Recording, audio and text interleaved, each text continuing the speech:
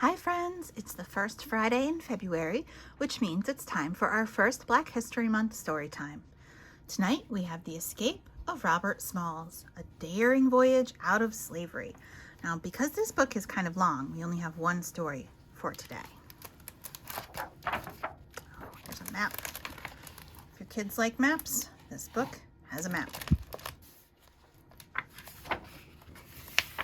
This book is brand new. I just got it.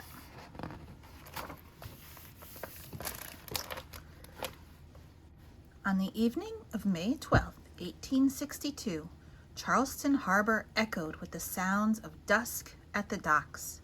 Men murmured to one another as they retired from a long day's work. Crickets chirped. Water lapped against ships. But underneath the peaceful concert was the thump, thump, thump of Robert Smalls's racing heart. Robert Smalls was born into slavery. Enslaved people were considered the legal property of another person. Almost 4 million black people were enslaved at the time of the Civil War. They had no rights.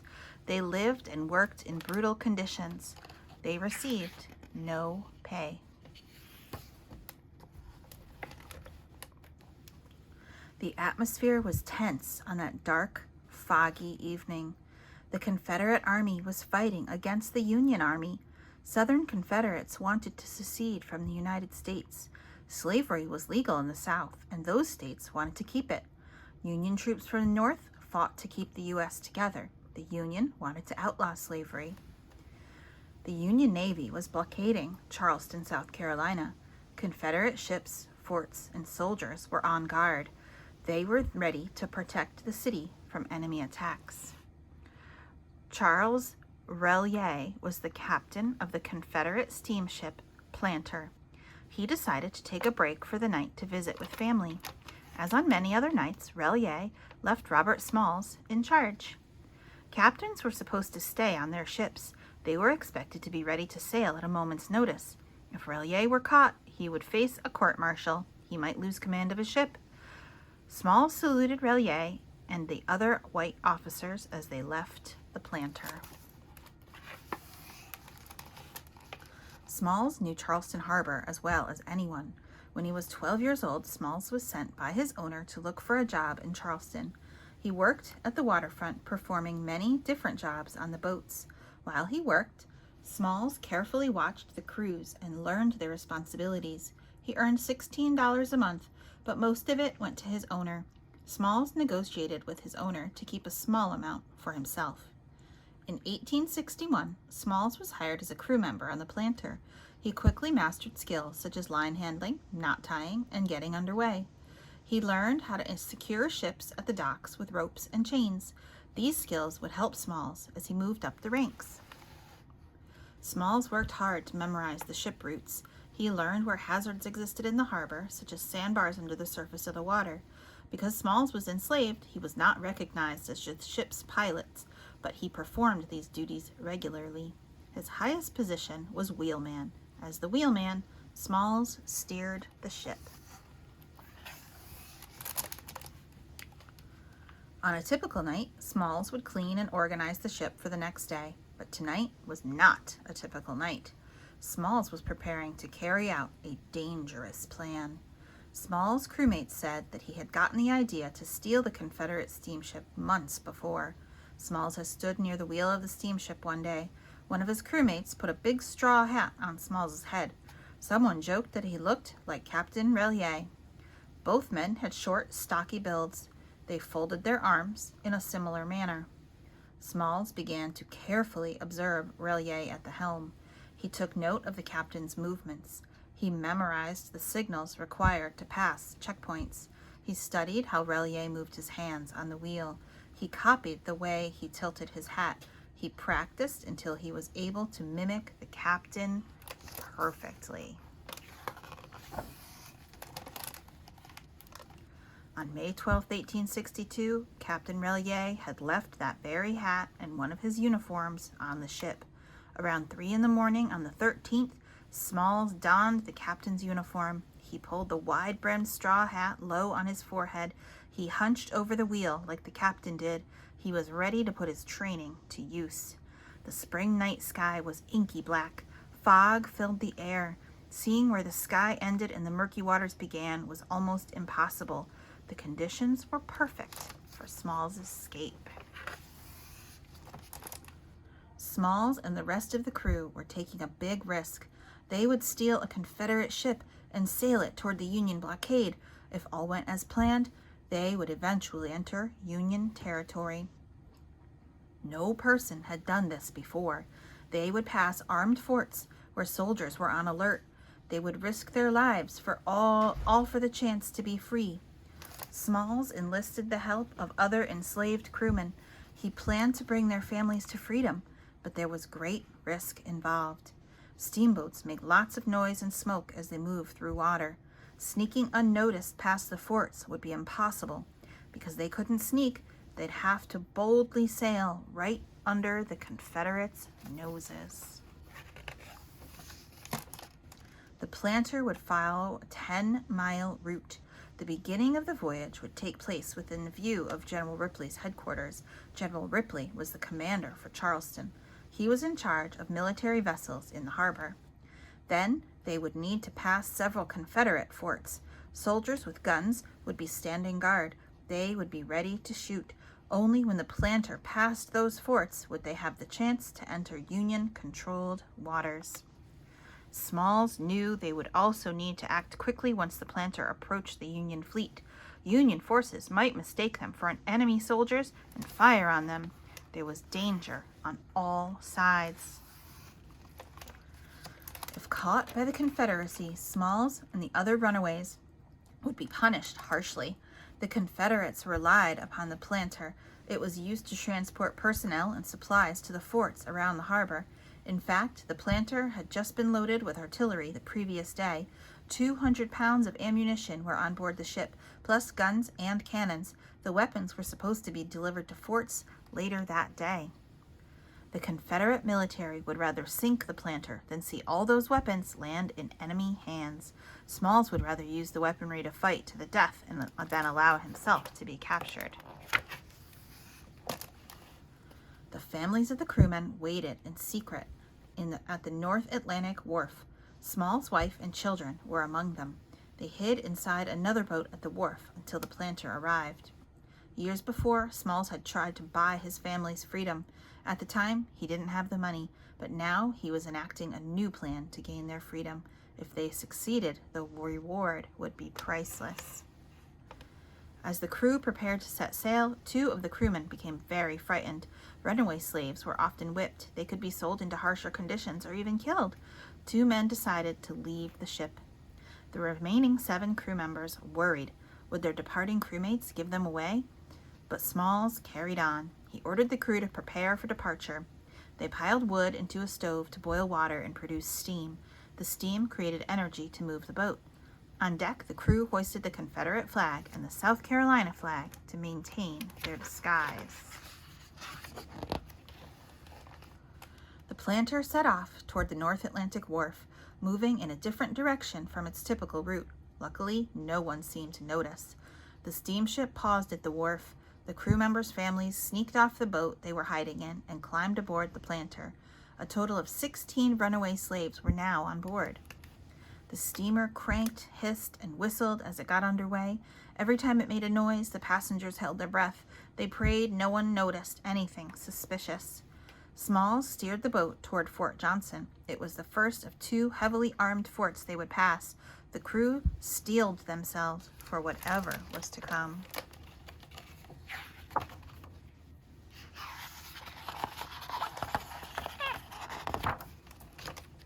Fort Johnson was about 2 miles away on James Island.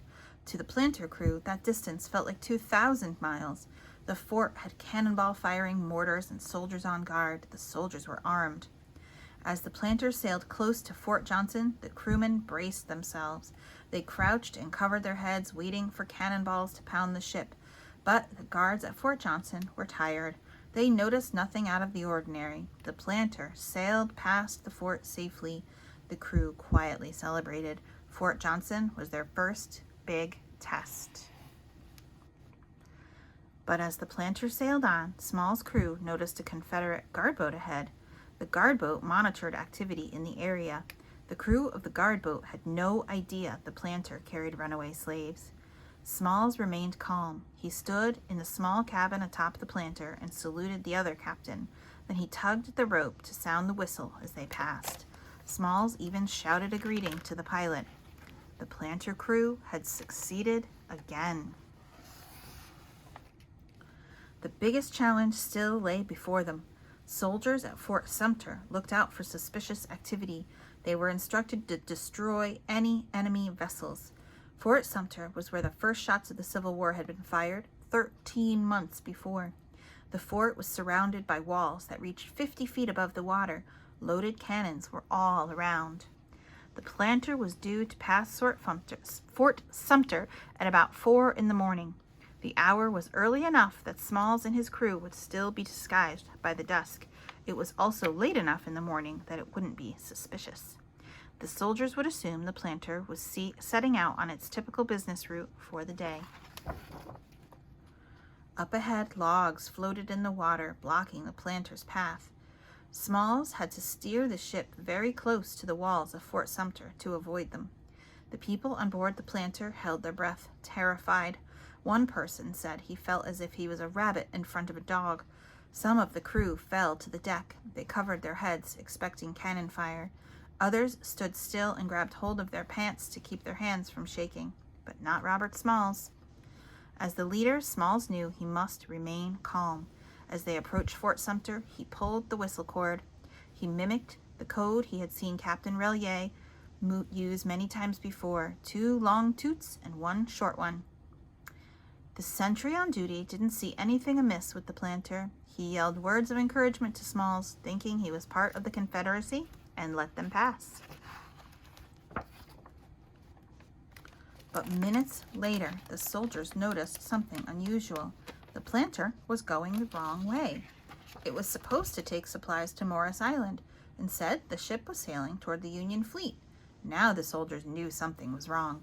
They tried to fire on Smalls and his crew, but the steamer was too far away. They signaled to Morris Island to fire, but those cannons were also out of range. The Confederate soldiers could do nothing but watch as the Planter sailed toward the Union ships. The runaways finally let their shoulders drop. Some wept with relief, others danced, prayed, or sang, but they quickly ended their celebration. Their dangerous journey was not yet over. Smalls knew they could easily be mistaken for Confederate troops. He ordered the Confederate flag and South Carolina flag lowered as they approached the Union ships. In their place, Smalls instructed his crew to raise a white bed sheet. This would signal their peaceful surrender.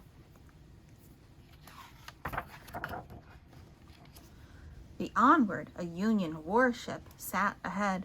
The Planter was headed directly for it. Aboard the Union ship, Captain John Frederick Nichols called out to his crew, "All hands to quarters!" He planned to destroy the enemy ship before it destroyed his own. The fog had helped Smalls earlier, but it was not helping now. The morning haze made it difficult for the Union soldiers to see the white flag. They couldn't tell that the men on board the Planter were not enemies.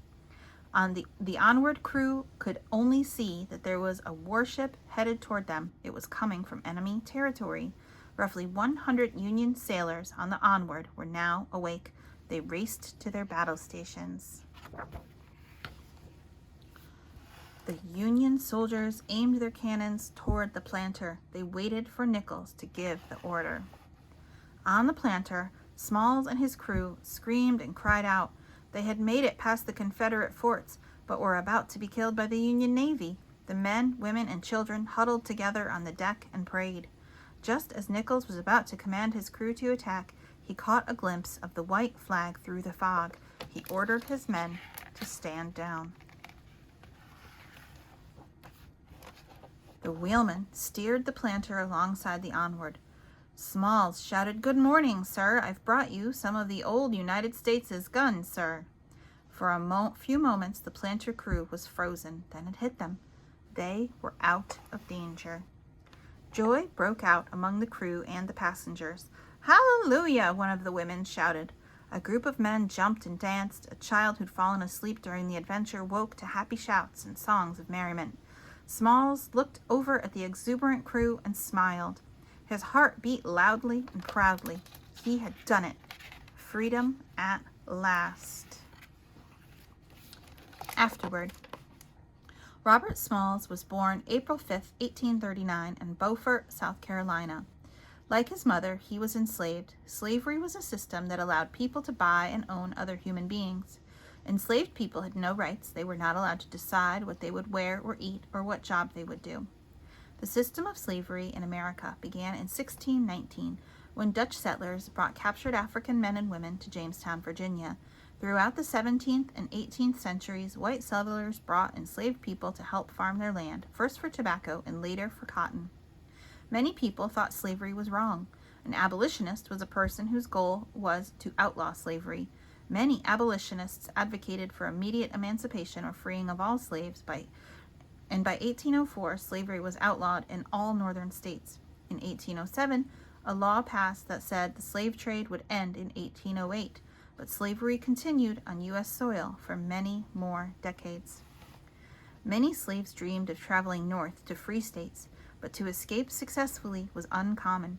The Fugitive Slave Acts of 1793 and 1850 said that runaway enslaved people could be captured and returned. Enslaved people who returned often received harsh and painful punishments.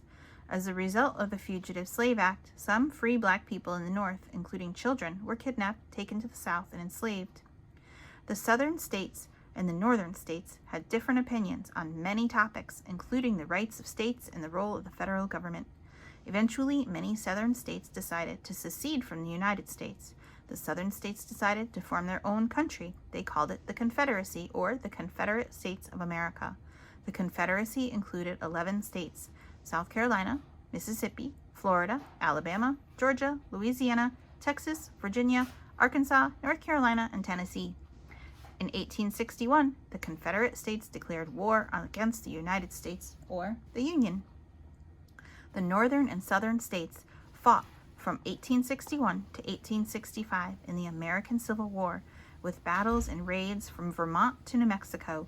The war began on April 12, 1861, when Confederate soldiers attacked Union soldiers at Fort Sumter, South Carolina, the very fort Robert Smalls would sneak by a year later, disguised as Captain Relier. Almost 200,000 African Americans fought in the Civil War. Robert Smalls was among them. After escaping to the north, Smalls joined the Union Army. He eventually became the first black captain of a U.S. military ship. Smalls fought in 17 battles against the Confederacy and recruited African Americans to become soldiers for the Union. In 1863, Abraham Lincoln issued the Emancipation Proclamation. This document declared enslaved people in rebel states to be free. The Civil War was brutal, and both sides lost many lives. At least 752,000 people died. 10,000 battles were fought. On April 9, 1865, Confederate General Robert E. Lee surrendered, and other Confederate generals soon followed. However, the ending of the war did not end slavery. It wasn't until December 1865, when the 13th Amendment to the U.S. Constitution was ratified, that slavery was outlawed on a national scale. Robert Smalls returned to South Carolina and bought his former slaveholders home. The U.S. Navy gave Smalls $1,500 for capturing the Confederate ship and delivering it to the Union. Smalls became a politician and served in the U.S. House of Representatives. He died in 1915, a retired U.S. congressman and U.S. Navy captain, but gaining freedom for himself and his family against all odds was perhaps his greatest accomplishment. This book also has suggestions for further reading and a glossary. And if you liked this book and you want to learn more or study some more aspects of African American history, especially in the United States, well, that doesn't make sense. Anyway,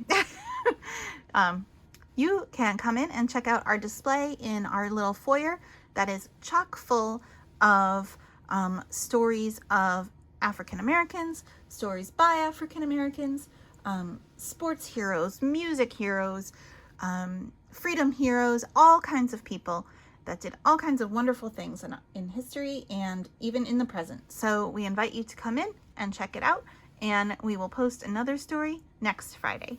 Thank you and good night.